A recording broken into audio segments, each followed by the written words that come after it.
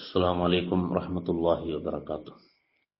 الحمد لله والصلاة والسلام على أشرف رسول الله وعلى آله وأصحابه الفائزين بالله، أما بعد.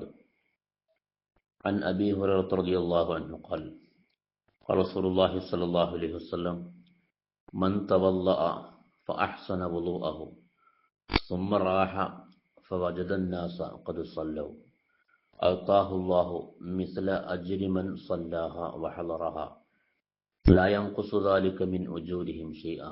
رواه أبو داود.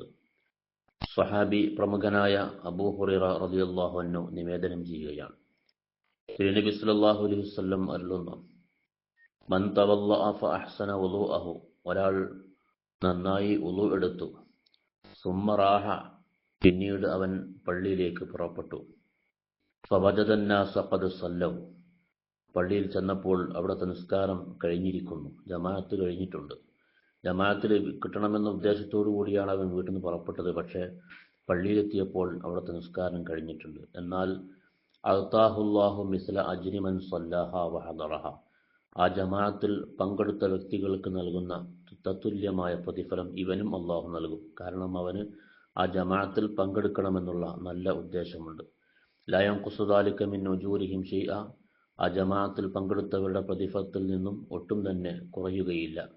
അപ്പോൾ ഒരു വ്യക്തി ജമാഅത്ത് ഉദ്ദേശിച്ച് പള്ളിയിൽ പോവുകയും അവന് ജമാഅത്ത് ലഭിക്കാതിരിക്കുകയും ചെയ്താൽ അവൻ്റെ ആ നല്ല നിയ്യത്ത് കാരണം ആ ജമാഅത്തിൽ പങ്കെടുത്തതിൻ്റെ പുണ്യം അവന് അള്ളാഹു നൽകും എന്ന് മുത്തനബി സല്ലല്ലാഹു അലൈഹി വസല്ലം പറഞ്ഞു.